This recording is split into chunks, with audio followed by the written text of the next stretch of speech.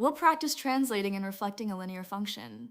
Here's the problem. Start with y equals 2x. Part A, translate it up 3 units and write the new equation. Part B, reflect y equals 2x in the x-axis and write that equation. Describe the effect on the slope in each case. First, for the translation up 3 units, we add 3 to the y-intercept. The new equation is y equals 2x plus 3. The slope remains 2 unchanged. The y-intercept moves from 0 to 3. Now for the reflection in the x-axis, we replace y with negative y. That gives negative y equals 2x. Multiply both sides by negative 1 to solve for y. We get y equals negative 2x. The slope changes sign from 2 to negative 2. Remember, translating a line vertically changes the y-intercept but not the slope. Reflecting in the x-axis changes the sign of the slope.